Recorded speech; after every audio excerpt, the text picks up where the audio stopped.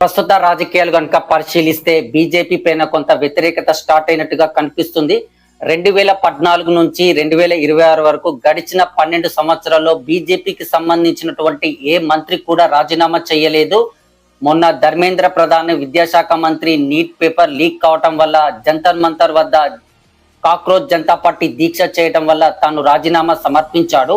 UPA హయాంలో కనుక తీసుకున్నట్టయితే 2004 నుంచి 2014 వరకు సుమారు 10 సంవత్సరాల కాలంలో 2G స్పెక్ట్రమ్ స్కోప్ కావచ్చు, బొగ్గుకు సంబంధించిన స్కామ్లు, కనిమోలి అరెస్ట్ కావడం, మంత్రులు కూడా రాజీనామా చేయడం జరిగింది.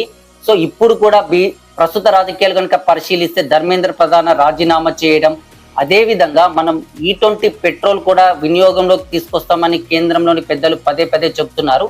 దేశంలో 80% వెహికల్స్ E20 పెట్రోల్ వినియోగిస్తే నష్టం జరిగే అవకాశం ఉందని చెప్పేసి ఒక ప్రాథమిక దర్యాప్తులో కూడా తేలింది. సో E20 పెట్రోల్ కనుక తీసుకువస్తే మాత్రం బీజేపీకి రాజకీయంగా పెద్ద దెబ్బ పడే అవకాశం ఉంది. E20 పెట్రోల్ వినియోగం మంచిదే, కానీ కొంత సమయం వెసులుబాటు కల్పించాలి. సుమారు ఒక 5-6 సంవత్సరాలు 2030 వరకు తీసుకువస్తే జనాలు ప్రత్యామ్నాయ మార్గాలు అయినటువంటి ఈవీ వెహికల్స్ పైన దృష్టి సారించే అవకాశం ఉంటుంది. అదే విధంగా యూపీఏకు సంబంధించిన పేమెంట్స్ పైన కూడా మొన్న ఛార్జెస్ విధించారు. భవిష్యత్తులో సామాన్యులు ఉపయోగించే యూపీఐ పేమెంట్స్ ఛార్జెస్ పైన కూడా ఛార్జెస్ విధిస్తే ఖచ్చితంగా బీజేపీ పైన వ్యతిరేకత వచ్చే అవకాశం ఉంది.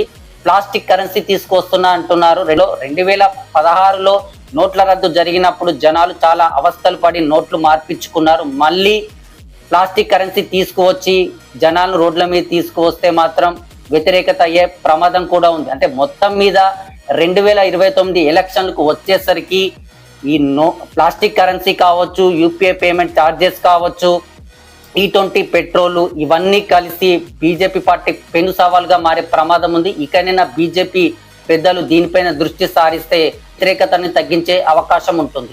ఇది ప్రస్తుత దేశ రాజకీయాల పైన నా యొక్క సమగ్ర విశ్లేషణ.